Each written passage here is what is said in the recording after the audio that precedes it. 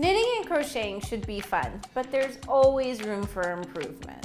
Here are 6 bad habits every knitter and crocheter should break. Even I should break them. Have you ever followed a pattern but been unhappy with your finished project? Did you make a swatch and check your gauge? I didn't think so. Making sure that your gauge matches the pattern is so important when it comes to fit. And trying out your yarn and your needles together is a great way to test the drape and the stitch that your project will have. When you skip this step, you risk ending up with a sweater that's way too big. Modifying patterns is a great way to customize your project. But if you didn't note your changes, you won't be able to make it again. This is really important when you're knitting a pair of duplicates like socks or sleeves. If you're not working 2 at a time, you better pull out that pencil. No one wants a pullover with only one sleeve. If you don't get enough yarn for your project, you're in danger of making a Franken sweater. My tip, buy more than you think you will need, because the worst is not having the right amount and then having mismatched dye lots.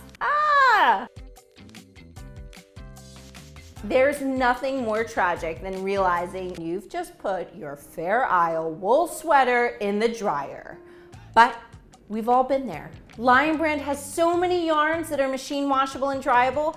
Just check the label and you won't have to worry about shrinking that beautiful hat or that Fair Isle sweater.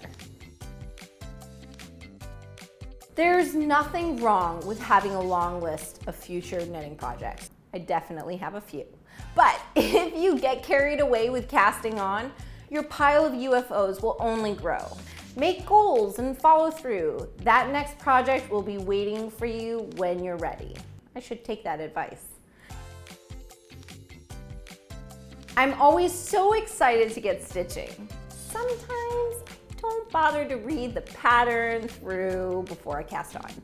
I can't tell you how many times I've gotten stuck on an instruction I didn't understand, or I was missing a needle or crochet hook that was required. If I'd read through the pattern, I would have been prepared for whatever came my way. We have all committed these crafty crimes, but with a little patience and planning, you can take your knitting or crocheting to the next level. What's your bad habit? Share in the comments below.